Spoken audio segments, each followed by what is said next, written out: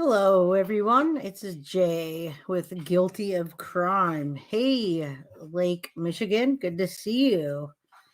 Thanks for coming and checking out my live. So, we're in the series two of part 10. We're talking about Aileen Wuornos. And Aileen Wuornos is the number two most interesting serial killer in the United States history. So we've got top 10, and we're on number two, Aileen Wuornos. Now, this one is, hey, Sadie's mama, how are you? Good to see a couple people hanging out with me tonight. That's awesome. I realized that I should do these a little bit later. I was doing them a bit early, and even the people on the East Coast, you guys are all night owls. Everybody's a night owl. I'm a night owl on the weekend, so we can do this later. Hey, Crystal, good to see you. Rough court day. Oh no, it's Friday, so I always have a good vibe on Friday. It's a Friday vibe for me. So I'm gonna put Friday vibes on you, Sadie's mama, and it's time to relax. It's gonna be a relaxing day now. So, or relaxing evening. So we're gonna relax and talk about one particular serial killer. I wish my glasses didn't have a glare. I ordered them without a glare. I ordered them glare resistant. I'm gonna have to call the company and tell them they didn't do a good job. All right, so let's get into this. I'm talking about Aileen Wuornos tonight, and she's number two on my top 10. The first one was Ted Bundy. So we've got Ted Bundy, number one. You can check out my video. Don't forget to like my video. Everybody here is subscribed. So this is number two. We're gonna go into Aileen Wuornos. We're gonna talk about her. Talk about her on a whole. We're gonna talk about her growing up. We're gonna do a summary, and then growing up is. I'm gonna emphasize on that a lot because you almost want to feel bad for her, even though she did these horrible things. So, yes, Aileen the Monster. We're going to talk about that too, because when I watched that movie, I watched it and it's like you sympathize with her, and you've got Charlize Theron, and then you've got Christina Ricci, and it's like this almost like a beautiful, sad love story. But then when that happens, you're like, why did she do that? Why couldn't she just live an amazing life with her girlfriend and just strive to do what we all do? But we're going to talk about her background, and then you'll see why. So I think a lot of people did watch Monster, and that may have introduced her. Charlize Theron did an amazing job of that. She won some awards, so we'll talk about that. Let's put some slides on and talk about her and show some pictures. Okay, so we're not just looking at me the whole time. We don't want to do that. All right, so we're going to share the screen here, and I'm going to put on I'm going to put this on for you. All right, so number two, top 10 most interesting serial killers in the United States. Now, if you look up serial killers, you'll see a lot of them, and they're not the most vicious ones of the top 10, but they are the most interesting that we talk about, that have pins and shirts and stickers, and people wrote them and idolized them and wanted to, send them love letters and so forth. So this is a crazy roller coaster story, and it's not just a story, it's real. So this is why I love this stuff so much. So let's get this out of here. We don't want to just see the summary the whole time. We're going to talk about Aileen Wuornos, and I'm just going to read this and then I'll pull up so you can see the pictures. She was an American serial killer, obviously, and she gained notoriety in the late 1980s and in 1990s. She was born February 2nd, 1956, so she would have been around 68 right now, in Rochester, Michigan. Her early life was marked with a troubled childhood, including allegations of, we'll call it SA, abuse, and abandonment. She engaged in a ton of criminal activities from an early age and became involved in prostitution.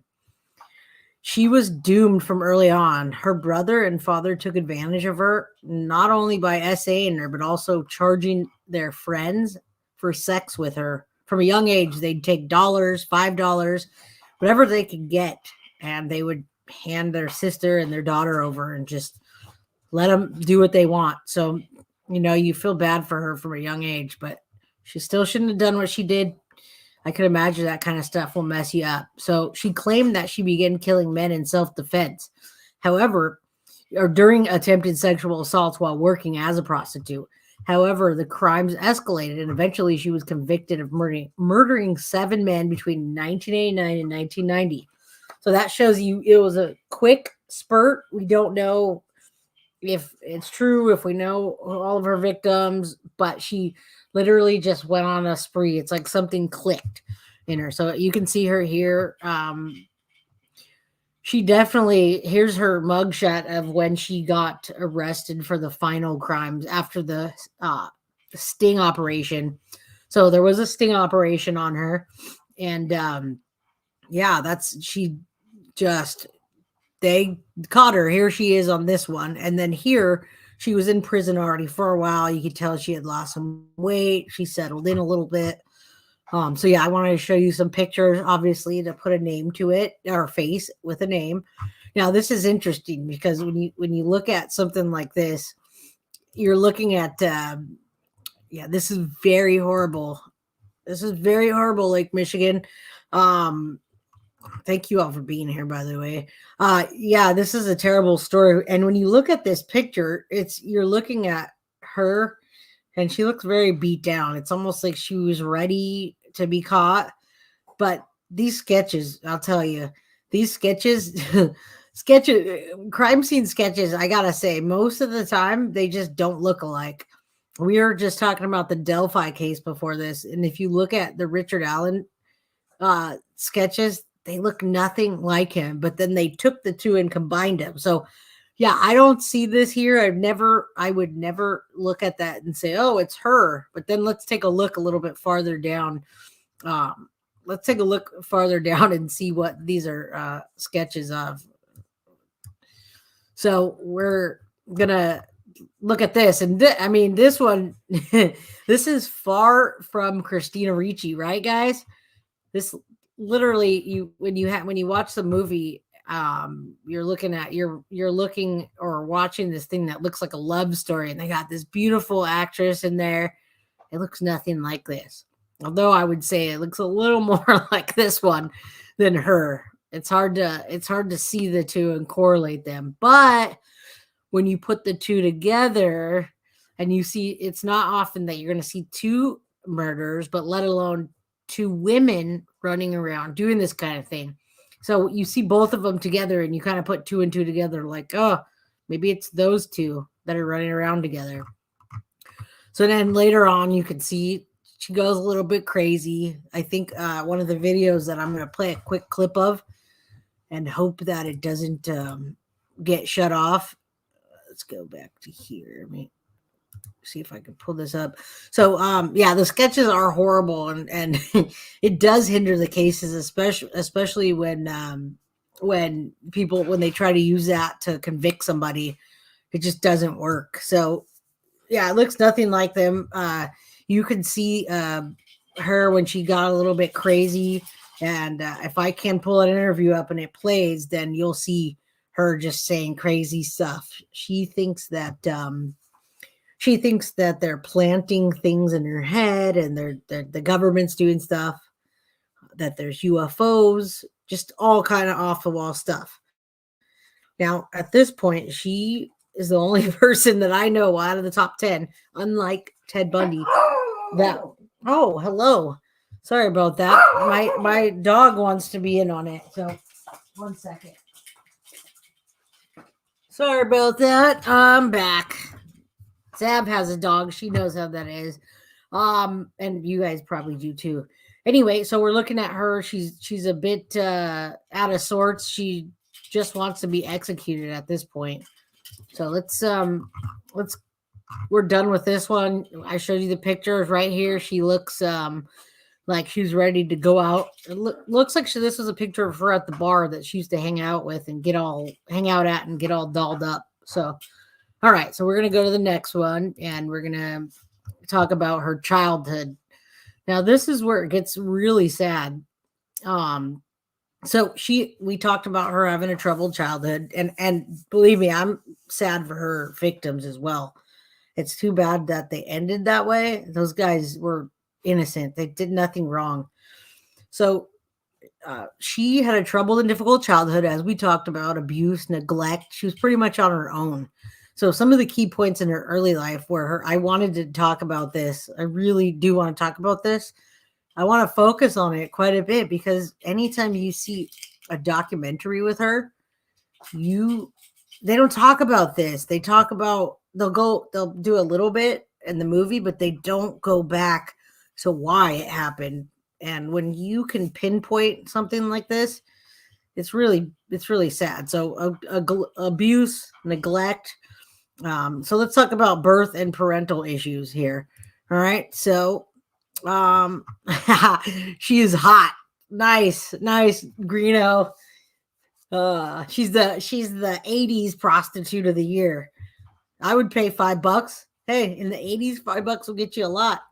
So Aileen Carol Pittman was born we talked about 1956 in Rochester. Her parents were Diane and Lee Dale Pittman. I think I have pictures of them later or down below. Her biological father, Leo Pittman, was convicted child molester. I don't know if I can say that.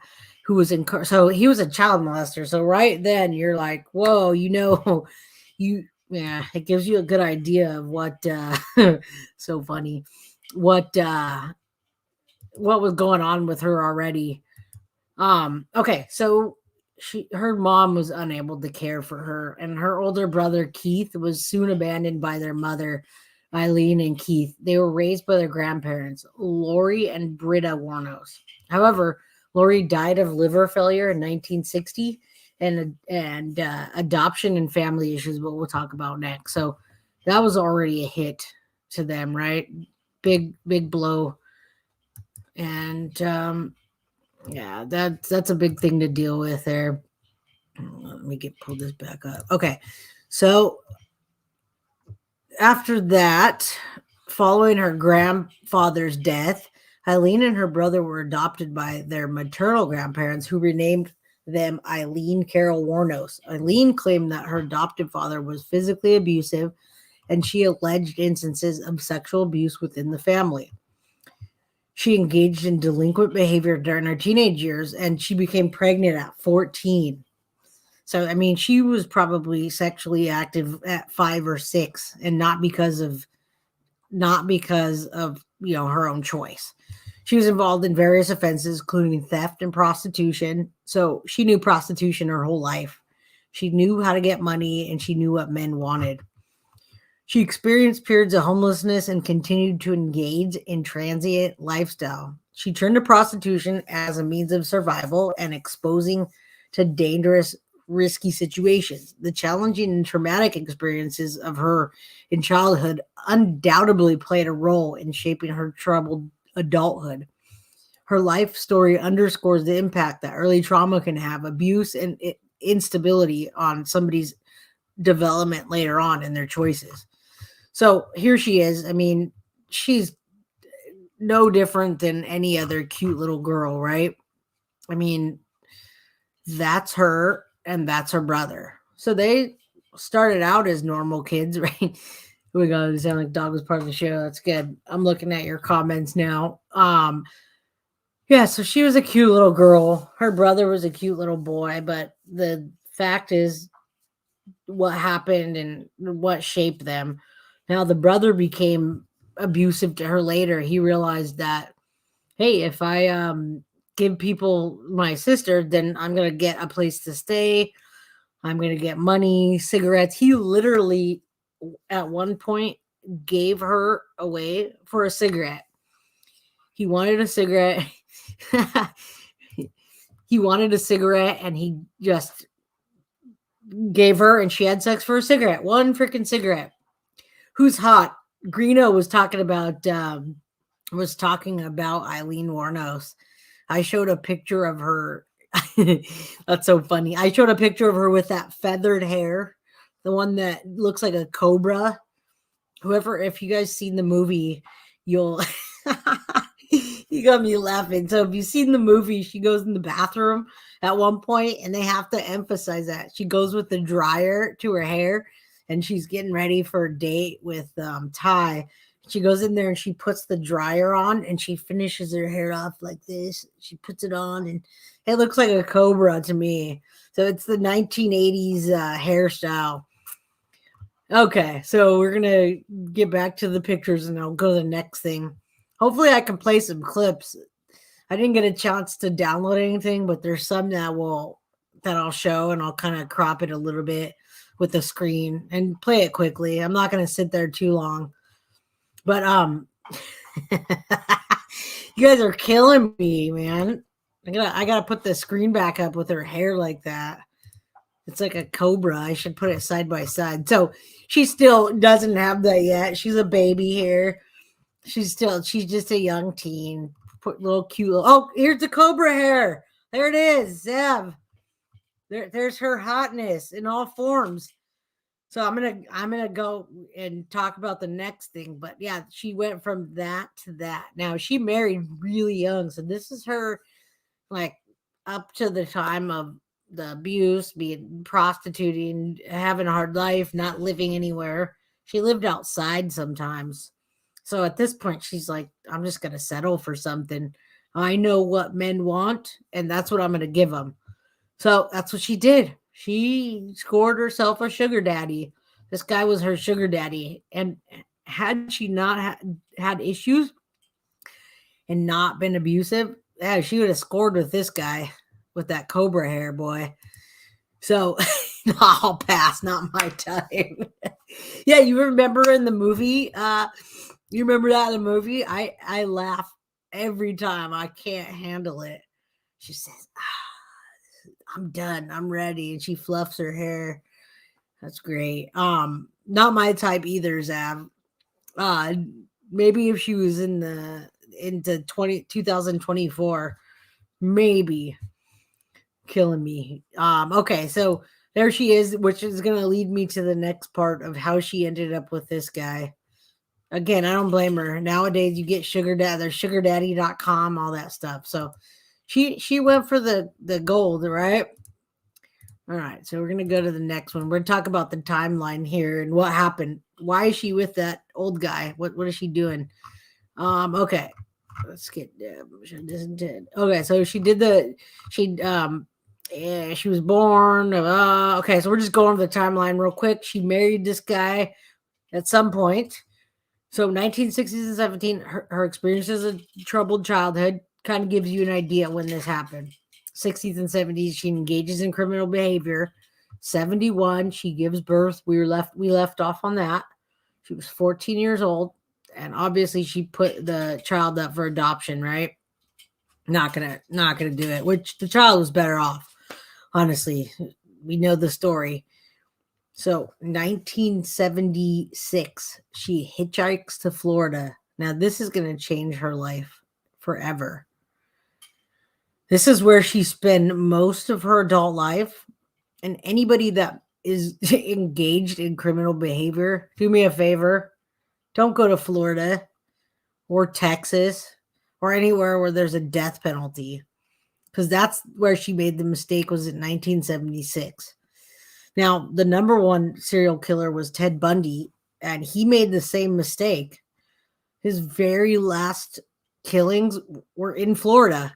He went to Florida, got a disguise, laid low after he escaped, and that's where he made the mistake. He went to Florida, did the crimes of the sorority girls and the little girl in death row. So this is going to change her life forever. 1976, after she hitchhiked to Florida, that's where she met the 69-year-old yacht club president, Louis Gratz Felt. They married quickly, and the announcement of their nuptials was printed in the local newspaper. So you have to imagine now that people are starting to see this, and they're wondering, They're wondering why he married her. And at this point he's wondering that too. Um so he's wondering that because she starts abusing him. This guy's 69 years old and Central Florida. Yeah. You live in Florida bar she frequented. Oh, you know that you live in Central Florida, the bar where she frequented, you know that bar? Damn, Sadie's mama. Florida scares me, but I'm like such a true crime junkie that I would go to that bar. That bar is like where the story surrounded, right? Um, yeah, they hung out there. She started bringing, I'm getting ahead of myself, but that bar is like where the undercover operation was. I mean, that they, the undercover officers dressed up as, um, they dressed up as like bikers and they hung out with her and they did a whole operation because they knew. I mean, that's great. I'm gonna go visit that now. People go visit beautiful places. I want to see the freaking bar where Aileen Wuornos was used to hang out. That's where I want to go. Anyway, I think I'll stay away from Florida, especially if I plan on committing any crimes. So yeah, they're jumping around on the timeline, but 1986, she married this guy. She abused him. All of his friends were having a heck of a time. They're wondering what happened. He divorced her. It didn't last long at all. He divorced her. He realized this lady's toxic and he got out of that before it was too late. So yeah, I'm just going over the timeline, but I'll jump back and forth, kind of like a crazy movie that goes back and forth. Orlando is, Florida is the murder capital of the freaking world. Honestly, that place scares me because there's so many like areas where you could dump a body, where you can hide bodies where they'll never be found, and they could feed them to the gators, right? So yeah, it's definitely crazy. Yeah, crazy. Okay, so now she's divorced. We're gonna start in 1989. So I did do her background. We talked for a while about her growing up. Does anybody sympathize with her besides me about how she grew up, or do you think, yeah, that happens to people? She should get over it and not do that. Here you go. Here you go, Zav. Crystal, she's awesome. Anybody think that? Anybody think, yeah, that happens. They shouldn't do that. That I agree with, but hers was extreme. So 19, we're gonna take it to when this started. We don't know about any of this before because obviously she never admitted it, and she can't, right? So let's get back on here and let's jump forward to 1986 when and this is where it all happened. I'm gonna just call her name is Tyra, but I'm just gonna call her Ty. Now Aileen meets Ty Moore. She's a hotel maid and they develop a romantic relationship. Now, if you've seen the movie, they focus around the story. They focus where, she goes in a bar, she's hanging out, they start drinking, and Aileen doesn't even want to admit that she's gay, which y'all kind of see her, and I can say that, right? I can say that, I think she was gay, and all the men that used her whole life definitely pushed her to, I don't want to be with men. That's what I do for work. So she meets Ty as a hotel maid. They develop this relationship. They're Ty's parents, even though if you see a picture of Ty, you've seen her. I just showed a picture of her. How did her parents not know she was gay, right? How did they not know? So yeah, that's when you see her, it's like her parents were fighting with her about it. So she moved out. She moved out with Aileen in this time frame when they met, and they started Aileen was trying to support her because she got kicked out. Ty was like, hey, hey, Eileen, you need to take care of me here. You promised me a place. You promised me a car. You promised me money. And Eileen was making it at the time. She was prostituting. Yeah, you can hear my dog in the background. He's being a bad boy tonight. But yeah, so she was prostituting, bringing in the money. So yes, we had a woman. Their child went missing. They think the feds gators in Collin National Forest. She can. Oh, we might have to talk about that. I want to see the Nancy Grace interview on that. We should talk about that later. Sadie's mom. That's interesting. You got me sidetracked there. Had gallbladder pulled out, just hanging around trying to. Oh, sorry, Crystal. I had that too, and that was bad. All right, back to this. So they developed this relationship. They're hanging out in hotels. Eileen's making the money.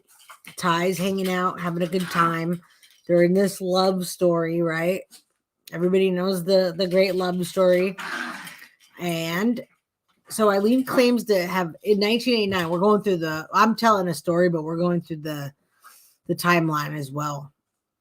So in 1989, she claims to have killed her first victim, Richard Mallory.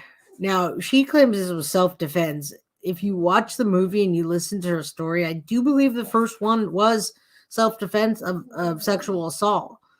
These events marked the beginning of her series of murders. She committed a series of murders targeting men she claimed were attempting to assault her during prostitution transactions. Now, I don't believe that. I do believe in her mind, she told herself, hey, these guys are no good. Should I bring the dog on? He wants to be on here. Hold on.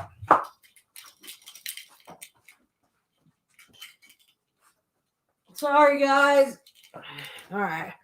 So I have a blind old man here. I'm going to hold here for a minute. He's just making all kinds of noise. Okay, so it'll be easier to talk with him. Yeah, so now we've got the first kill. She got money out of it. She stole things. She comes back. Ty is very happy with what she got. Eileen's feeling good. She's feeling good, but at the same time, she wants to rinse off the sexual assault that I think Richard Mallory did do. Right? I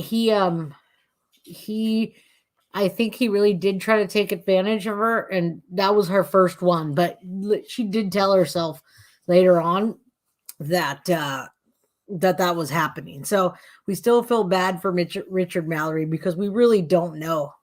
All right, are you done talking on here? You done talking? There's one of them that's making a bunch of noise. It's his gray eyes. Okay, let's go back. Okay, so after that starts the whole thing, and let's see. Melinda Duckett, Mother Trenton. Okay. All right. I'm gonna check that out after. So now we're gonna go through the timeline. As you remember, between 1989 and 1990 was this giant spree. And we're gonna go backwards after we finish the timeline and talk about the victims. I'll name each one of them off because they deserve it. And yeah, every time I'm going to talk about the victims, I'm going to name them off individually because they do deserve to be for us to know about them, know who they are, and know that justice was served for them. In a way, it's never really served, but okay. 1990, she continues her killing spree, targeting men she claims were threatening her during prostitution transactions. Her victims include David Spears, Charles Karksadin, Peter Sims, Troy Burris, Charles Dick Humphreys, and Walter Geno Antonio. Okay, so I'll do a little thing of the victims afterwards, like a little list. January 9th, 1991. Now you can tell we're getting closer to things that happened, being arrested, execution, etc., because they're getting into the dates. Aileen Wuornos is arrested in the Florida, that's the name, The Last Resort. It's a biker bar that she was arrested at, and that's where her and Ty were staying. I was going to say Tyra, but Ty were staying. it says the last resort. They weren't staying at the last resort, but the name of the bar. Does anyone know the actual name of the bar? That maybe that was the name of the bar. I should have looked a little better. So anyway, the last resort is where she was arrested, and that was what the movie was like. The movie took place with that bar. They went in the bar and out of the bar and surrounded the bar. The bikers, they came in, and the bikers had done a sting operation. It wasn't bikers; it was obviously the cops. So 1991, that happens. 1992, she goes to trial for the murders. She's convicted and sentenced to death. So this happened in this is crazy because this happened in 1989 and 1990. And I think a lot of times the media stops things from going to trial. Honestly, if this was the Koberger case or like any of these cases, Sarah Boone. What about Sarah Boone? She's on the seventh lawyer. If and she's writing to the freaking media, like what is that? She's literally trying to get sympathy from the media, from the world. I don't know. So all this happened 1989, 1990, and then 1991 she gets arrested. 92 she's convicted and sentenced to death. This happened really quickly here. So January 31st, 1992, Ty agrees to testify against Wuornos in exchange for immunity. I'm hoping that I can. That is crazy, right? Ty testifies against her. Now they did film this because I have clips of it, but the media, we didn't have Google to look it up, and Facebook and Snapchat and all that. So, she testifies against her. You've seen in the movie, she goes on there, points her out, doesn't look at her, and Aileen Wuornos is heartbroken. So by this point, she just doesn't care anymore. She appeals her death sentence while on death row in Florida. But every time she has an interview, she tells them, the last resort. Thank you. I'm going to put that up. Okay. So they said that they were staying there, but that's interesting because unless they were staying in the back. Okay. So back to this last resort. Thank you. I'm going to put it up there so I remember the last resort was the bar. So she appeals her death sentence, but she does throughout the whole time say that she wants to just be executed already. So I don't know. She really wanted to just be executed. There was UFOs. They were putting chips in her head. She also did not want her story to be publicized the way it did. So she was like, I don't want you writing a story about me. She was like just mean at the end. And she didn't want any of this. So I think the Monster came out, like it definitely came out after she got executed, and they didn't have to talk to anyone about the rights. They didn't have to talk to anyone about the rights because she was dead and there was nothing, there was no one to ask. She didn't have family that cared. She didn't have anybody that cared. So 1992, she appeals her death sentence. Didn't work. October 9th, 2002, Wuornos is executed by lethal injection at the Florida State Prison. Sad ending to the story, but we're not done. All right. So there she is. This is her going to court. She's smiling and stuff, but she definitely talks a lot of shit. She cusses at the judge, flips him off, talks shit to the cameras. And then you see her here. I think this is the interview that she had with one of the for one of the documentaries. I think this is her all dressed up for that. She definitely was bipolar, probably schizophrenic. She would be happy high and lows. Now that could be from the drug use as well, because they were definitely using drugs. No, I have a picture of her flipping off somebody there. So yeah, this is not, she didn't even get the chair. She got lethal injection. So I don't know why this is here, but so she's doing an interview and yeah, she's high and lows. So you got to think, I still feel bad for her. So this is what she did the whole time. She was very defiant. She cussed, flipped them off, was telling them that they executed it, or they're going to execute an innocent woman that was beaten, and some of the words I can't use. So there she is talking to her lawyer. I think this was right after the sentence, I'm going to say, or definitely something that she was already beat down on. You can tell from the various stages of the trial on how she looked, and different hearings when she came in. Sometimes she came in very chipper. Sometimes she was already upset. There's other times that she was just out of her mind, and she was trying to get the judge to just execute her already. She just didn't want to keep going. So let's go to this one. So we're going to go to the victims, and we'll talk about some of the movies. And I want to name off the victims and talk about the things that she was in, and then play some clips. So let me go to here. I just saw Zab's dog on YouTube. I clicked over to YouTube and give a little smack. Who we talked about here? That was crazy. Oh, let's take that off. Okay, so I clicked over to YouTube and I saw a picture of Zeke, Zab's dog, and it says he had a hard time walking in the snow. He's so cute. Okay, I didn't mean to click on that, but super cute. I have 3 dogs here, and I'm going to put another one on while I'm talking, okay? 1 second. Come here, Bowie. All right. Here's one of my other babies. Well, let me hold her while I talk. So, all right. Let's go to the victims, and I'm going to name each of them out. This one's a girl. Her name's Bowie. Look, she's got a Silence of the Lambs shirt on. It says the Silence of the Lambs. She's my baby. Okay. So let's go and talk about the victims, name each of them out, talk about the movie she was in, and then we'll play some clips and hope not to get flagged. You guys are awesome. It's so nice to have some people here, so I'm not talking to myself. I can talk to myself, though. I'm good at that. All right.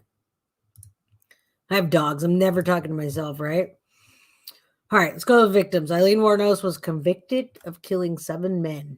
Richard Mallory, 1989. David Spears, 1990. Charles Karskadon, 1990. Peter Seams, 1990. Troy Burris, 1990. Charles Dick Humphreys, 1990. Walter Gino Antonio, 1990. Oh, that's intense. Okay, so I'll skip around because I want you to see the victims.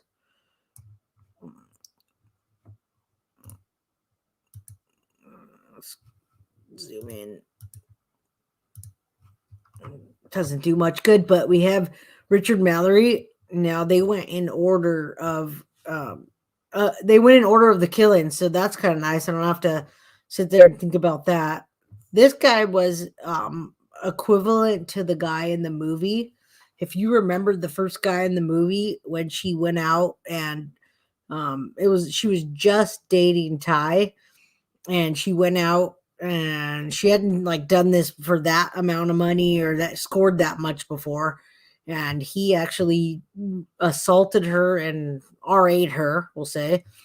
So that was a guy in the movie. We will never forget that one. Richard Mallory. All right, so then we have Charles Karskadon. And scroll over, you can kind of see these guys. You feel bad for them too, of course. This guy, Charles Humphreys, I believe, was the gentleman that had a wife that was paralyzed. Now, you talk about prostitutes and you think, oh, these guys were doing that, behind their wife's back, whatever. But, this guy you kind of sympathize with. And she realized that when she pulled out his wallet and she saw the wife in a wheelchair, she realized she was doing something wrong. The movie was based on events that she talked about to people, and they put things together. So even though it was dramatized, it definitely was based on things that she told them. So this guy, this is the guy that picked her up. This guy here, he picked her up and I believe this was the one that she was hitchhiking. Okay, buddy, you can go down. I can't hold you. She's smiling. Okay, so she was hitchhiking and he picked her up and tried to help her out. He's like, hey, come home with me. I'll give you a place. You don't need to do this. I'll give you a place to stay. I don't know if this was him or there was another one. One of them did have a wife that was paralyzed. The other one really wanted her to come home and to help her, and she still killed him. So that's where I lose the sympathy a little bit. So we have Troy, David, Walter, and Peter. These guys were all older guys. I can't imagine that they all tried to assault her 7 in a row in 1 year. That's a heck of a bad luck there, right? All right. Anybody still with me? Where'd Zab go? Yeah, Zab goes in and out. I never expect her to be in the whole thing. She's a busy lady. She's always editing or doing something. So I'm just glad she stopped by. That was nice. That was nice of Anthony too. Thanks, Greeno. I definitely been watching more Delphi than I've ever watched with True Crime Investigates. True Crime Investigates is like he lived the Delphi case. And that's cool. That's cool. I respect that. And that's why I respect his opinion so much, because I think he knows more about it than a lot of us do. And I definitely respect his opinion. So, all right. Back to that. And then we can play some clips. Let's go. All right. So we went through the victims. We're going to go through some of the movies or documentaries or anything that she was in. And all right, victims, movies. So the story that you all know that she was Aileen Wuornos has adapted into several movies. The most notable was obviously Monster. Charlize Theron played in that, and she won several awards, Academy Awards for Best Actress. The movie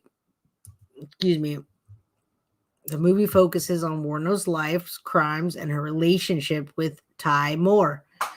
Now, you probably remember the movie as just this sad love story type of thing, which is what they played very well. So yeah, that's how I remember that movie. I love that movie, but I know I'm always going to be sad when it's when it gets to the end. It's like I almost want to turn it off when it reaches that part. So okay, let's talk about some other movies, and then as you know, or maybe not, there's all kinds of t-shirts. I mean, I wanted to get the pictures, but I don't want to get taken down. I just ran out of time. I have this serial killer pin board. And when I'm talking about pins, I'm talking about like the sterling silver with the back. And I have this whole board that's dedicated to serial killers. And definitely I could probably fill a whole wall with the pins, the different like pins, enamel pins that they make of her, and t-shirts and freaking stickers. I mean, it's getting more and more that I see all these, and of her, I can probably fill a wall with all new stuff. So it's crazy. Yeah, nowadays serial killers are fascinating. So 2003, this was 21 years ago. Did you guys realize that? I'm a bear, but a wheelchair wife is a few and far in between. A lot of these Johns have wives. Agreed. I agree with that. I agree. I'm in California. Let's see. I'm in California, and they want to legalize prostitution here because that way we don't get into these predicaments, right? I have friends that are sex workers, and they go to Vegas to do it because you know what? They don't want to go to jail. They want to be safe. They want to be clean, and they want the, and I am bear. I am too bear. You're right. The inside on this is I know a few of these sex workers, and they tell me about these kinks. You know what? That's why a lot of these guys, and I know it's frowned upon, but that's why they do what they do. they have this weird thing that they want their person that they pay to, maybe I'm being too graphic, but they want a girl to strap it on for them, but they don't want their wife to know. Or they want golden showers, stuff like that. So these guys have wives and daughters. Agreed. I'm with you. This is not okay. I went back to her childhood to try to sympathize with her back then as a little girl, like Aileen when she was younger. But yeah, what she did, unless she was defending herself, is not okay. So let's get that straight. I'm definitely not for that, any of what she did. All right. So we all saw Monsters, Christina Ricci and as Ty Moore, and Charlize Theron as Aileen Wuornos. So yeah, beautiful women. And yeah, that she was, Charlize Theron is hot, but she wasn't hot as Aileen Wuornos. So we already know what this. She earned Academy Award. Monster set her aside. After that, Charlize Theron just was off the charts. Okay, so this one, the Aileen Wuornos selling of the serial killer in 1992, I actually have some clips of it that I'm going to play because it's one of the most known, the selling of a serial killer is one of the most known documentaries out there, that I don't know how this person got to talk to her or got that close, but it may have been the lady that adopted her as an adult. So that's a whole other, I can get into that, but I didn't have time to pull up any of this, like all of this stuff. This one take me hours. All right, so Monster, you see that Christina Ricci's already said this is the actual gun that they found from her killings. They just tossed it out when they were trying to get rid of evidence, and they found it rusty in the marshes. So good. That's kind of cool. I don't know what they're going to show in court, but there's a victims. Not cool. There she is, just pictures of her. Now look at this. Look at this resemblance. Look at this. This is just, it's like you're looking at her. Charlize Theron did an amazing job. And then you can see the transformation here. She's gorgeous. Now she's hot. She's hot. You can't even say she's not pretty. And then she studied her, by the way. She studied her every move for months to a year, and then she put weight on and did the thing. So there she is. She kind of looks like Charles Manson with those evil eyebrows here. What do you guys think? Yeah, Zav, you always have to work. What are you doing? You got a job or something? You got to work? Bad. Oh, you did. Did you fix the computer, by the way? Yeah, great makeup, right? They did an excellent job. They showed the behind the scenes of this, and at first I was like, how did they get that weight to look like that? How'd they get her to look all pudgy when she sat down? But she is crazy looking, right? She actually put on weight, and they showed her behind the scenes with her fat belly and all the weight she had put on. And then they show her at the Academy Awards, and she's like a size 1 in a beautiful dress. So yeah, it is crazy looking. I'll go with that. That movie, if you haven't seen it or you haven't seen it in a long time, I suggest you go catch up on that after this. Go freaking watch Monster. It's probably on Prime. If it's not on Netflix or some of those other ones, yeah, check it out. Let's see what this says now. I think legalized prostitution with no pimps, etc., and bills of health is fine. It's your chosen career. It keeps up others safe from weirdos. Everybody has a right to be kinky. I agree. Like I said, I have sex worker friends that are OnlyFans models, and they have they're making a ton of money on OnlyFans. And then, of course, because everybody wants them on OnlyFans, the guys that want to be with them are paying even more. I mean, these women are making more than they're making more, twice as much that I make in a full day of work in a freaking like hour or two. Some of them get flown out to DC. they get flown out all over the US, and it's like, oh, stay the night with me, I'll give you $2,000. So I think that if they did legalize prostitution, and of course no pimps. I mean, these girls that I know don't have pimps. That's some of them, the ones that have pimps are the ones that are really, I guess if you go to Oakland or some of these really harsh places, they have to have pimps because it's not legalized. They can't say to somebody, hey, guess what? I'm going to be out with my John for tonight. Can you make sure you write down where I'm going to be? No, they have to keep it hidden. So yeah, you're right. I agree with that. If you want to choose that as a career, and honestly, these OnlyFans models, I hate to say it, and I'm not saying everybody, but a lot of them go to that side because the guys want sexual kinky things. They want them to do sexual kinky things online, and then that translates over. So, hey, so be it. If they legalize it, we're not going to have this kind of thing, right? It'll be a lot safer. All right, so we've gone through this. We've gone through her life, her John's, the people that they're victims. We don't know about any of her other ones, but we know about the love of her life. We know that she turned on her. We know that she was eventually executed.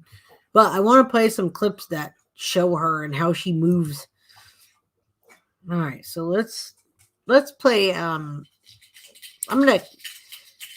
don't want to skip to where she's in prison. I'm gonna go to her coming clean on the stand. I'm gonna see if I can get away with playing this.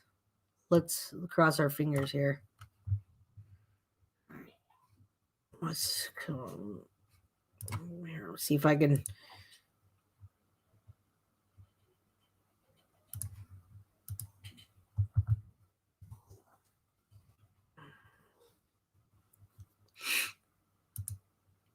No, I don't want to full screen. No, stop. Okay, now I can share it. Let's go back.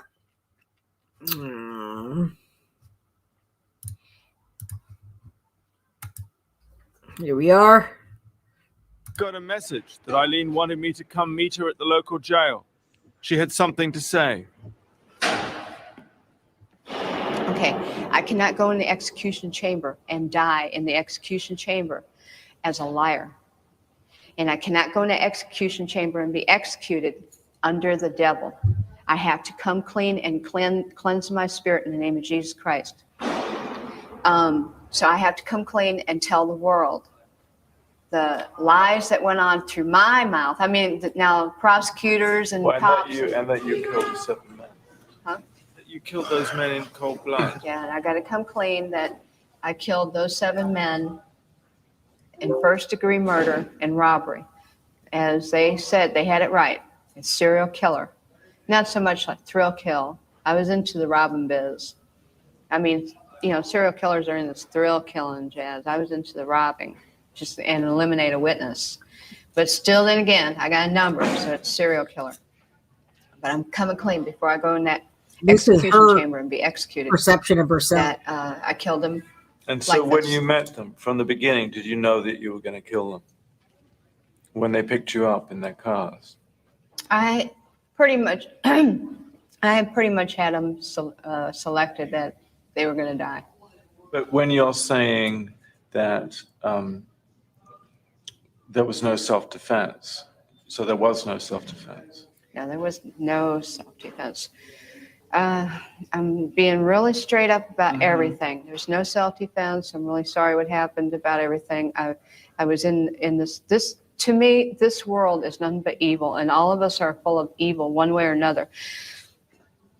In whatever we do, we have evil in us. All of us do. And my evil would just happen to come out because of the circumstances of what I was doing. Hitchhiking, hooking, on the road. I was a homeless person all my life. And then the hitchhiking, hooking, I learned off the homelessness and cruising all over the United States of America and stuff. And so learning how to be a hooker as a hitchhiker eventually got tiring. In the end, I carried the gun for protection, but then I got where I was getting a real problem, and our rent was due $1,200 behind. Tyra was doing a lot of beer drinking and stuff. She wanted to go out all the time, so she was burning up the money I was making. I was making good, about $200-300 a day, sometimes. But did Sometimes she, and 150. did she know what you were doing? Oh yeah, Ty always knew everything I was doing. So you were very close? Yeah, All right. and I still miss her, and I still love her, but I'm really sorry about everything I done. I miss Ty. I lost Tyra over this, and then the people that lost their loved ones and everything. I really think first about the people that lost their loved ones, and then Ty second, because I have to put them in first on this whole thing.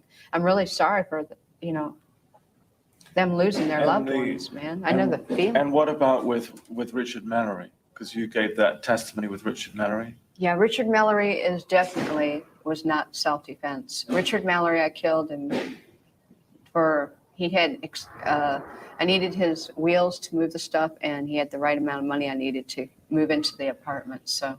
But what about the testimony that you gave in court about? Oh, that's just like I was saying. About the Visine and. Oh, I was just doing a lying biz. That was just my lying gig, try to beat the system.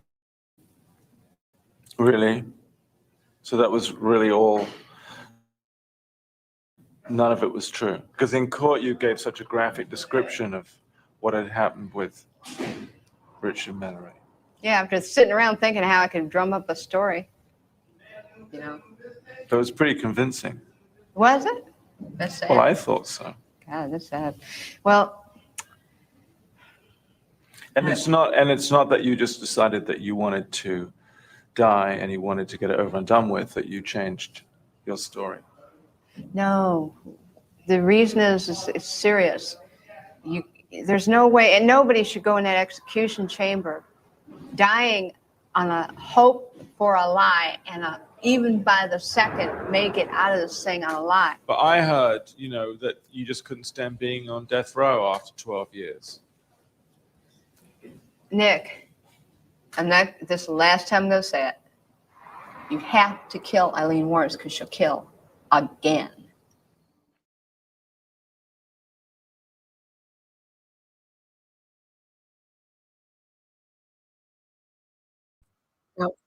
Nope. Hold on real quick. Let me turn this off. I got mixed up with this one. Turn off. Okay. Wow. What do you think of that? Oh, man. See, I think honestly, she did more than this. That interview, she was trying to get executed at this point. But yeah, maybe she was facing the truth. Maybe she was telling the truth. It doesn't matter if she was or wasn't. She still killed these guys, and that's not. Yeah, no matter what they did, they didn't deserve it. So that was a good clip, though, right? Quick little 5-minute. I'm gonna play a couple minutes of her on the stand so you can see the difference between that and what she was talking about right now. Much different. Much different. Let's we'll pull up that real quick. So Aileen testifies, and now this one is on direct, and the other one's cross. So I think I'll do the cross so you can see what the difference is of her.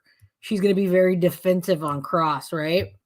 So let's do that. Let's see how defensive she is and the things that she says. She did sound truthful on the clip. It was a good clip. She definitely had sat in it, soaked it up. She was on death row for 12 years already, and she was ready to talk, I guess. Could have been, but watch how she gets in this one. I haven't seen this in a while, so let's see what. Let's pull that up. All right, so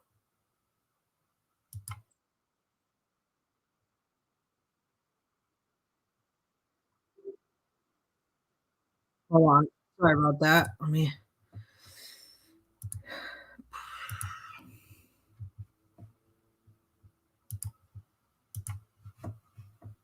Yes, sir. You saw it in his entirety, didn't you? Yes.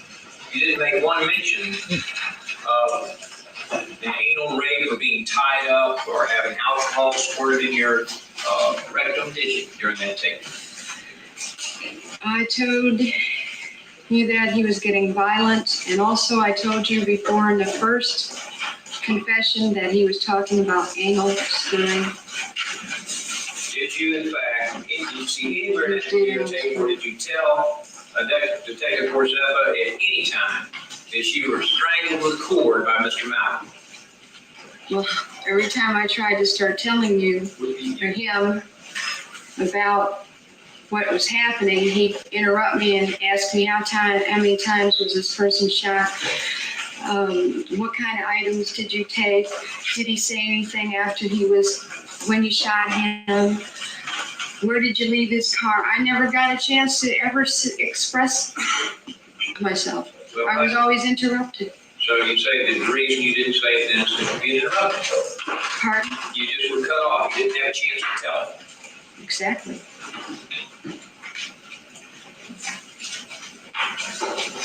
Before Detective Corsepa began the interview with you, he said he wanted you to tell him all the facts and circumstances surrounding the Mallory killing, didn't he? I don't even recall him saying that. You don't recall him saying that? No. Well, what did you think your purpose was when you were sitting there telling him about the Mallory case? My main purpose was there to confess about Tyra's innocence, and that was all. I didn't have any, I couldn't, there was no way that I could have even remembered. I was hysterical, a shock, and they had forced me to talk, saying they're going to arrest Tyra Moore if I don't answer their questions on the case, which I didn't want. I was only there to confess about Tyra's innocence because I just got done talking to her on the phone and told her I was going to confess to clear her. I didn't know I was going to have to talk about anything because of that. If I did, believe me, I couldn't remember nothing because I was totally out of it. Oh, well, it wasn't because the detective cut you off, and now you're saying it's because you were totally out of it. Which was it? Because they cut me off and because I couldn't remember. Oh, it's because you couldn't remember. I couldn't remember at all. A lot of things I couldn't remember. I mean, I wouldn't be able to get completely, like I just said today. I mean, you can remember being anally raped if you've been anally raped.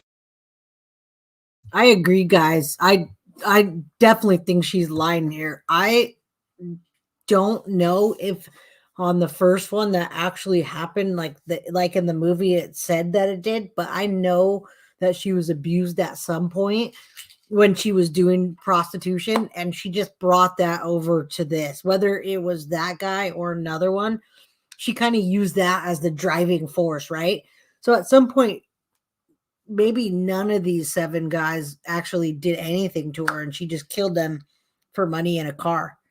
But definitely at some point she was sexually abused, whatever, by a John, and that motivated her to, in her mind, what I'm saying is that she used that to kill him. She told herself, like we all tell ourselves stuff, she told herself, hey, he did this to me, so I'm justifying it.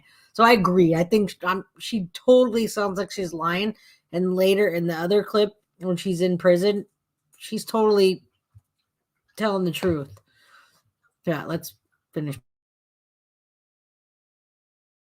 You? I wasn't even interested in telling them certain things because I was interested in Tyra Moore, and I was mad that they had threatened me that if I don't talk to them, they were going to arrest Tyra Moore. So I was pretty belligerent and stubborn, as well as just saying, well, I'm just here to confess about Tyra. I'm not here to confess about the murders because I'm just trying to clear you that there's not 2 women, there's 1 woman. All right, now, as I understand it, you didn't tell about the anal rape and the alcohol. Let me finish. You didn't understand about the anal rape and the alcohol. You didn't talk about that in the time out because the detective cut you off. That's right. Or you didn't tell them because you forgot about it. Or you didn't tell them because There's you didn't no tell or. them. Well, that's 2 of the It's reasons. all together. The 3rd reason you gave was now because you were just there to talk about Ty Moore and you were stubborn. There was a lot of reasons. Well, how about the rest The of it? reasons are, I'm there to confess that Tyra Moore is innocent, she knows pretty much, which was a flat out lie because I loved her so much I was protecting her. Well, are you lying to protect your neck? Oh, I'll be more than happy to explain that Tyra Moore knows more than she's saying, and that she knows it's self-defense. Are you lying, Protector, today? No, I'm not. I will tell you all about Tyra Moore. All right, you said, and to be sure we have the reasons correct, you said you didn't tell the detective because he cut you off, we didn't have a chance. And or you didn't tell the detective because you couldn't remember. And or you didn't tell the detective because you're stubborn and you're protective. I couldn't remember. You finished the question, Ms. Wuornos. And you didn't tell the detective because you're stubborn and trying to protect Tyra Moore. Were there any other reasons you didn't tell the detective? I couldn't remember because I was in a state of shock of Tyra, thinking about Tyra. I told you over and over and over and over again, I'm only here to confess for Tyra. I'm only here to confess for Tyra. And I was totally focused on Tyra. Okay, so I don't want to get this pulled down, but yeah, I just wanted you to see the difference in how she talks then and how she talks now. She only went on the stand because Tyra didn't want to get in trouble, and the sketches that they had, said there was 2 of them, and that's why Ty turned on her and did the video or did the audio on the phone. They did the phone thing where she got her caught and then testified against her. But you could tell she's lying here. I want to play a clip of her on direct with her and her lawyer to show you how she's a little more believable. She's not believable, but here she's getting defensive and she keeps saying, I'm only here for Ty. I'm only here for Ty, which she was only there to get Ty out of trouble.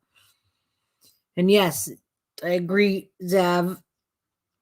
I don't know how it was back then, but it's still like that. It's definitely still like that, depending on the ranking. If you're a lower class, you're a higher class. The higher class, prettier ones, definitely get more respect. I'll tell you that. All right, let me find the next one. Let me put this back. Play another clip of her the other way. All right.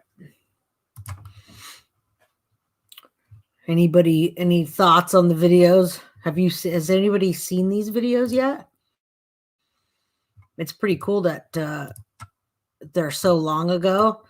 The only problem is I'm afraid to play stuff that's so long ago because somebody else put them out and then they want to say you can't use it. In the new stuff, it's all law and crime and court TV. So they're like, please use it. Please use it. All right. Let's put up another one where she's talking to her attorney. Is a much different. All right. No. All right.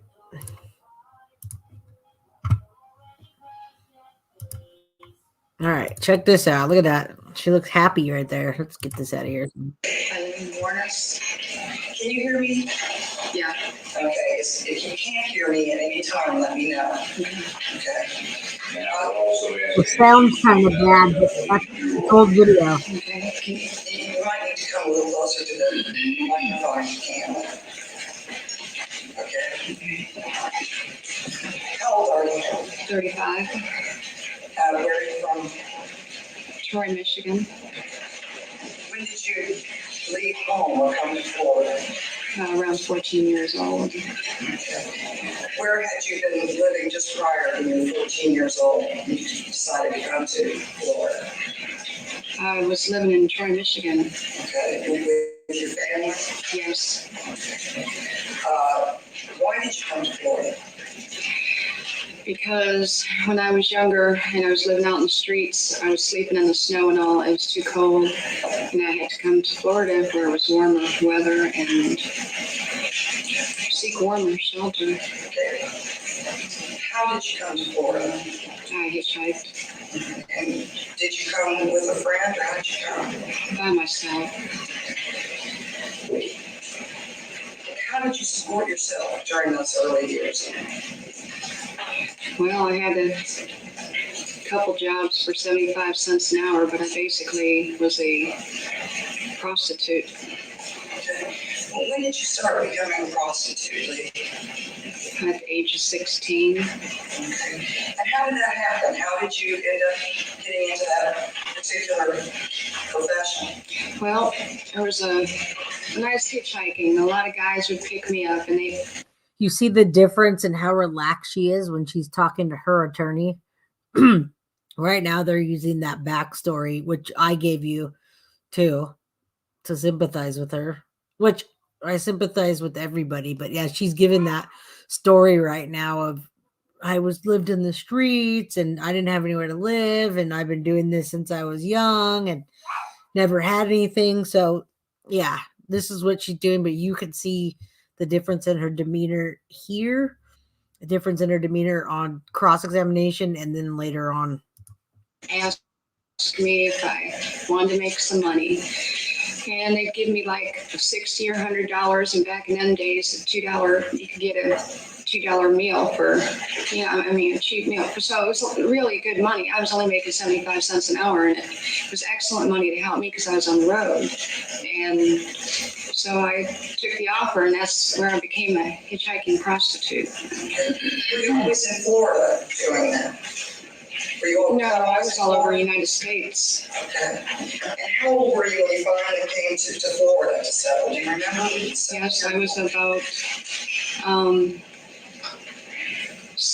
I was 16 when I came to Florida. Mm-hmm. But I mean, to just settle, I was about 20. Have you ever had children? Yes, I have one son. And how old were you then? He should be about 21. How old were you when you had him? Oh, I was 14. Okay. And did you give the child up, or what happened? You're on your own. Better answer the question. My grandmother made me give the child up. My grandmother and grandfather. You thought of your grandparents as your parents? Yes, they adopted me. How often over the last few years, let's start 4 or 5 years ago, how often would you go out during the week to hustle on the highways? Just previously? Let's say the last 4 or 5 years. Well, I would go out about anywhere from 3 to. All right, I'm gonna stop this. I just don't want to get the video taken down in the middle of it again. So I don't know what the copyright issues are. If this was Law and Crime or Court TV, it is, but they wouldn't have an issue. But there's a little freaking logo. So yeah, I'm gonna stop this. Well, I want to show you another clip of Ty actually testifying and show you the difference. I just can't play them too long.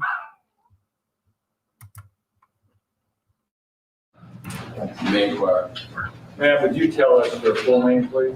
Tyra Jolene Moore, Ms. Moore, how old are you? 29, And just tell us where you're living presently in the state, Pennsylvania. and who you live with. My sister. Was there a time that you lived in the state of Florida in the Daytona Beach area? Yes. I'd like to ask you if you know an Aileen Wuornos, also known to you as Lee. Yes, I do. Did you know that individual under any other names? Yes, I did. The name Lahovic, one of the names you knew her as? Yes. You know her as under the name Brody. Yes. Did you ever know her to use the name Cammie Marsh Green? Yes. How is it that you knew this woman that you described as Aileen Wuornos with the aliases that you told us about? Objection to aliases. Objection overruled. Ask the question if you can. How is it that you came to know her? I met her in a bar. And did there come a point in time in your life that you and she formed a relationship? Yes, we did. How long did that relationship last? About 4.5 years.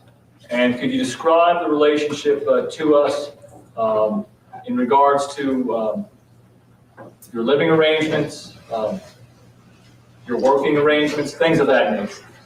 Well, we lived as lovers. And I worked quite a bit, and she worked as a prostitute.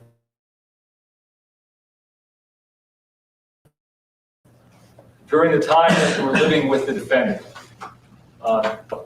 Hotel work.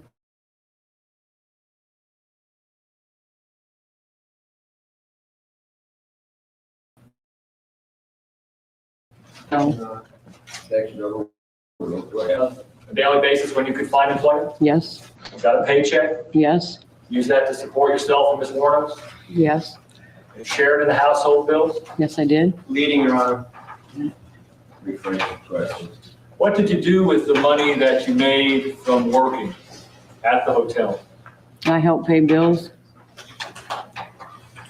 And did, during that period of time, you and Ms. Wuornos live in one location throughout your relationship? Objection, leading, Your Honor.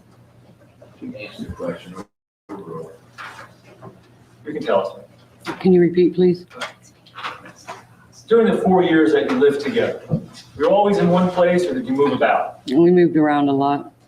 I'd like to take you back to December the 1st of 1989. Do you recall where you were living at that time? At the Ocean Shores Motel in Ormond Beach. And how long had you been at the Ocean Shores Motel on that occasion? Approximately a month. And did there come a time that you left the Ocean Shore Motel and moved to another location? Yes, there did. And can you tell us about when that occurred? The 1st of December. The same day that we're talking. Right. Now, during that period of time, you see Aileen Wuornos on December the 1st, 1989? Yes, I did. Were you two living together at that time? Yes, we were. And where were you when you first saw her? And can you describe to us, were you both at home at the same time, or did you come home from work, or were you going to work, or was she coming back from the location?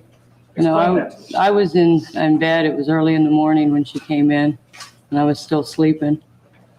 Did you have a job at that time? Yes, I did. And what time did you have to go to work? I believe it was 9 o'clock. And did you go to work on that date, if you recall? Yes, I did. Well, before you went to work, did you have occasion to wake up? Obviously. Yes, Lee came in. Okay. Can you describe to us what, if anything, occurred, or what, if anything, you spoke about when she came in? Well, she came in and she had a car outside and said that we were going to move. And we moved that day Where did you move? to Burley Avenue in Holly Hill. Now, when you moved, can you describe, if you would, what type of vehicle it was that you moved with? And first of all, was it your car? No, Did you ever see that car before that day? no, hadn't. Did you ever see that car after that day? A photograph of it. But physically, in Ms. Wuornos' possession of your own? No, I never saw it after that day.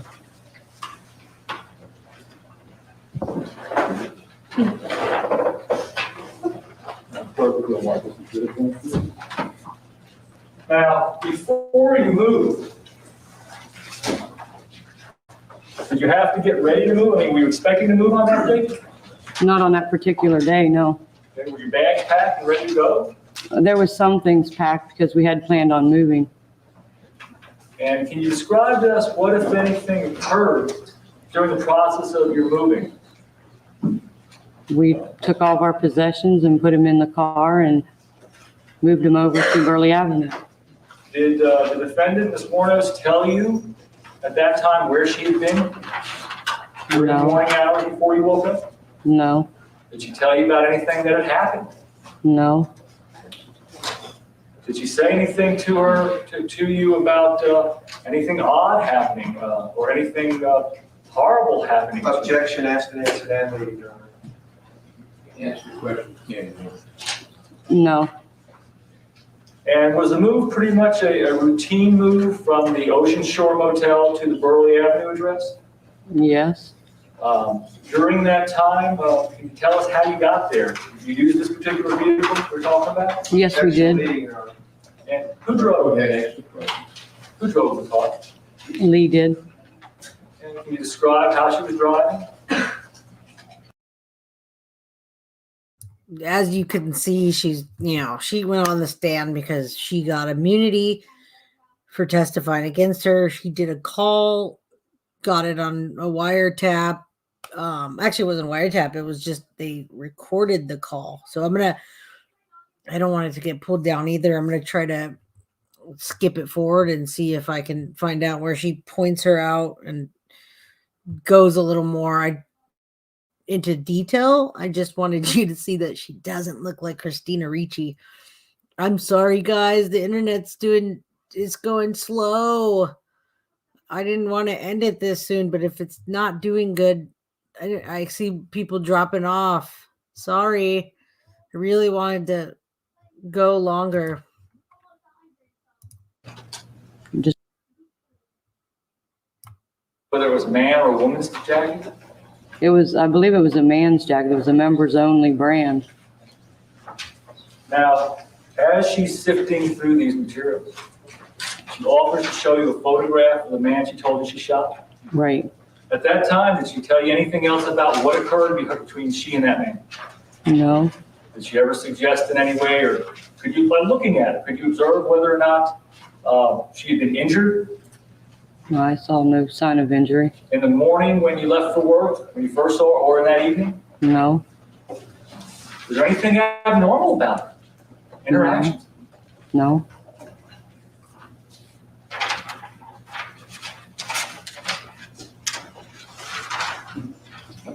You know what she did with the picture of the man she said she had shot? And I believe that was part of the things that she threw away.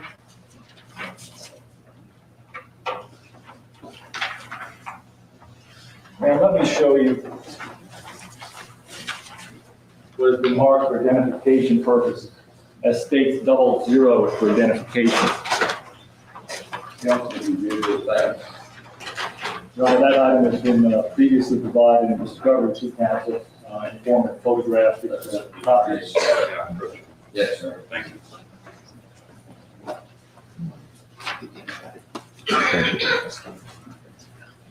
That'd be rough part identification. Your Honor, for the record, it is states 00 for identification. Ma'am, I realize that you can't see a serial number or a tag or anything on that car, but can you describe to the jury whether or not the vehicle exhibited in states 00 for identification, when it is that you last saw a car looking like that was in possession of Aileen Wuornos? It was the car that we used to move with on December 1st. Now, can you describe anything that you recall about the car as you saw it in the possession of Aileen Wuornos?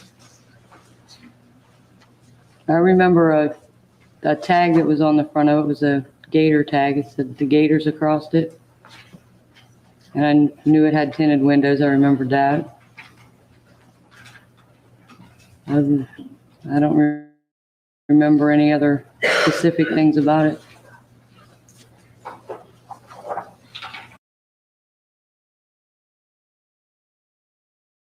Question, it appears in court that that's what you did. That is what I'm doing.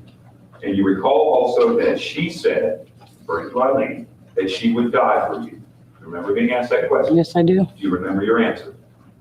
I'm sure I answered it that she had told me that before. She's more No, your answer was, expensive here. Just read the answer. the answer, she said that throughout our whole relationship. She said that throughout our whole relationship too. So, you remember saying that? No, I don't, but if it's there, I said it. And I'm sure she said it more than once. She said that throughout your whole relationship, didn't you? Okay, 4.5 years. okay. The defensiveness. She threw her under the bus. She threw her under And the you bus, left and now she's defensive. We weren't in Cross. December of 1990. Yes, I did. And you've testified that you gained this information about that she had said she had killed someone nearly a year before. Is Correct. that correct? And in December 1989, she came to you and she said, I've got to tell you something, right? Right, And that something was that she had shot and killed a man. correct, She also told you what she'd done with his car, correct, a car that you saw when she brought it to the motel. right. It was a Cadillac, Yes, it was. which she told you later she left in Norman Beach. Right, Now, Lee was intoxicated when she told you these things, wasn't she? Yes, And she was intoxicated the morning when you first saw the Cadillac too, wasn't she? yes, she was. But when she wanted to tell you something, and that something was that she had killed someone, your response was you didn't want to hear about it. Isn't that true? That could have been what I said. That is what you said, isn't it, Ms. Moore? It could be. I don't remember my exact response, but I know I didn't like to hear about even her working, so I'm sure I didn't want to hear about something like that. And nearly a year later, you decided to leave. Correct. And when you did decide to leave, it was in November of 1990. Is that correct? I believe I left in the beginning of December. December, late November. And that was after you had seen a composite drawing on the television. Is that true? Yes, And that was after you had seen a composite drawing, which you assumed was you, correct. and you thought you were a suspect. Didn't you? I really don't know what I thought at that time. I know I was scared You were scared you might be arrested, weren't you? because I knew I was driving the car when it happened, when I wrecked it. And I'm not so gonna play all you of left. this. I'm gonna play for a Right. couple more You minutes. left Pennsylvania. I'm gonna fast forward it. No, Oh, I'm sorry. You went to Ohio. yes, I did. I wish I You could let sit it here and hang out all Correct. night. While you were in Pennsylvania, law enforcement people contacted you, didn't they? Yes, they did.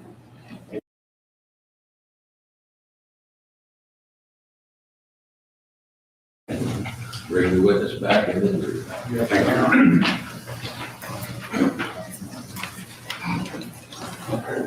you. More, on the way down to Daytona from up north, and I'm talking about before you came down to the motel that we talked about, you prepared a list of the places you lived with Ms. Wuornos over the 4.5 years that you were with her, didn't you? Yes, I did. And you also indicated on that list whether or not you were employed. Correct. And when you were in the motel room, you were in that room. I want to show Aileen going crazy because that's a big part of the story. I wish I could sit here for another hour with you guys. The dog's yelling at me. You hear that? He wants to be on camera again. I'm going to play the next one. Oh, no, my ears. Ah, okay.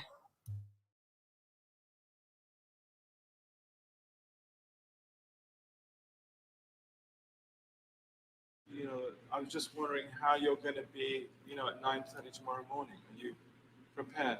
I'm prepared. I'm all right. I'm all right with it. And how, I'm all right with it. But like I said, remember, let them know.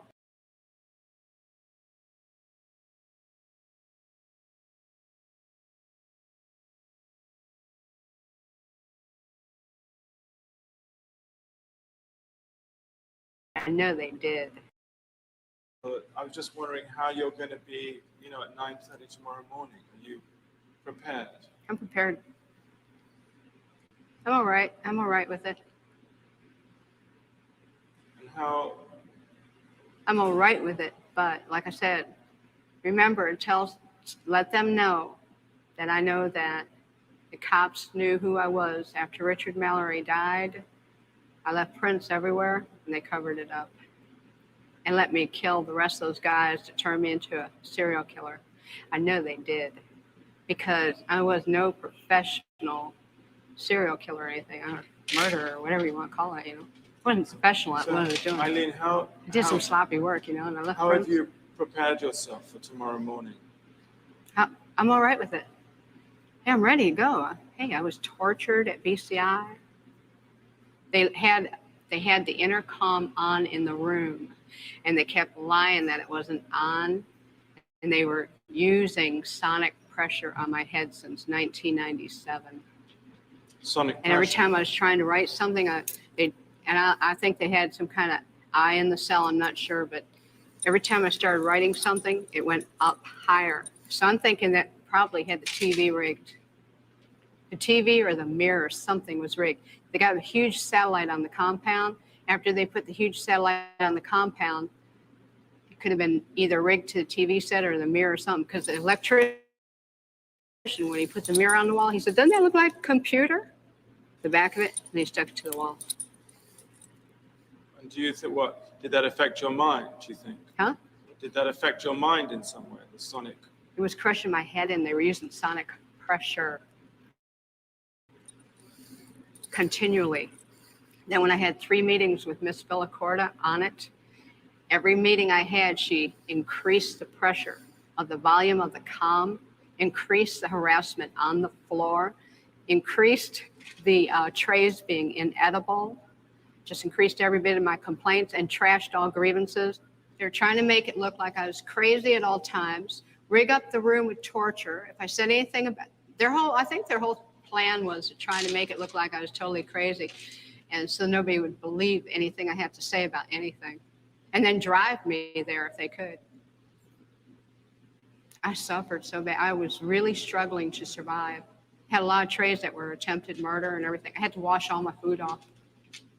And then one day I didn't wash my food off, and I was sick for 3 weeks, almost died. But you're okay now. I'm okay. I'm okay. God is going to be there. Jesus Christ is going to be there. All the angels and everything. And, you know, whatever's on the beyond, I think it's going to be more like Star Trek, beaming me up into a space vehicle, man.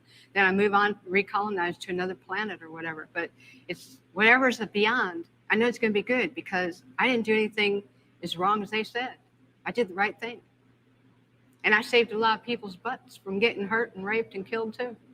So are you saying that you killed in self-defense? She's switching her story back now. What do you, because you've changed your story. I'm just trying to What are you talking about? Change story on what? No, about whether it was self-defense or not. I'm not going to say, I'm not going to get in depth about my cases, Nick. I'm on my way to the chamber. Nothing's stopping it. You can believe it or you don't have to believe it. That's up to you, man. Put a big question mark on your film. What more is there to say about the cops? What more do you want to say about the cops? A lot of stuff. Did you know that they were surveilling me before I killed? And then I knew it? And that it was covered up? Did you know there was helicopters dropping down from the sky, deputy sheriff, with decoys picking me up 4 or 5 months before my arrest? It was covered up? But nonetheless, nobody ever asked me these questions. Whether the cops were following you or not, Eileen. Oh, whether the cops were following me or not, Eileen, okay, what? Let's say the cops were following you. Yeah. Let's say they were following you and they did everything that you're saying they did. Nonetheless, you killed 7 men. Yes, and I'm asking you, what got you to kill the 7 men? And I'm telling you because the cops let me keep killing them, Nick. Don't you get it? Not everybody is killing 7 people. So there must have been something in you that was getting you to do that. Oh, you are lost, Nick. So I was a hitchhiking hooker. Right. Running into trouble. I shoot the guy if I ran into trouble. Physical trouble. The cops knew it. When the physical trouble came along, let her clean the streets. And then we'll pull her in. But That's how come why. there was so much physical trouble in because it was all in 1 year. 7 people in 1 year. Oh, well. But why not say now? Because I'm out of retaliation for taking my life like this and getting rich off it all these years in total pathological lying. Yeah, thanks a lot. I lost my fucking life because of it. Couldn't even get a fair trial. Couldn't even get a fair investigation or nothing. Couldn't even have my appeals right. You sabotaged my ass, society, and the cops and the system. A raped woman got executed. It was used for books and movies and shit. Ladder climbs, the election, everything else. I got a big finger in all your faces. Thanks a lot. You're an inhumane bunch of fucking living bastards and bitches. And you're going to get your asses nuked in the end. And pretty soon it's coming. 2019, a rock's supposed to hit you anyhow. You're all going to get nuked.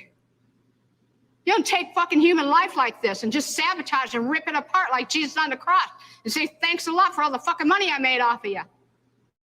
And not care about a human being and the truth being told. Now I know what Jesus was going through.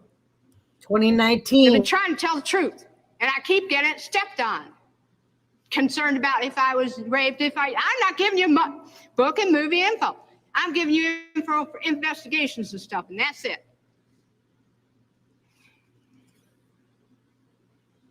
We're going to have to cut this interview, Nick. I'm not going to go into any more detail. I'm leaving. I'm glad. Thanks a lot, society, for railroading my ass. Okay, let's go. It was really pretty incredible that Aileen had just sailed through the psychiatric. All right, y'all. I appreciate you coming to hang out. This was awesome on a Friday night. It's 8 o'clock over here. And my daughter wasn't feeling too well when I picked her up. So I want to go hang out with her. The wife just got home. And yeah, it was awesome. You remember this interview? Yeah, Sadie's mama. A lot of people don't. I have a lot of friends that are younger than me, and they don't remember this. When I talk about it, they have no idea. So I wanted to bring it back out to my friends, and my mom likes watching this, and bring it back to 2024 instead of 1980, 1990. So yeah, I hope it gets passed around. It's so entertaining. It almost makes you feel bad, but she definitely went crazy. So on that note, that was a good ending to this stream, to this live. Please don't forget to like it on the way out. You guys already subscribed. Pass it around, share it. I've gotten quite a few new subscribers in the last 2 weeks, so it's really cool. I really like sharing this stuff, and I don't want to be sitting here by myself. So thank you.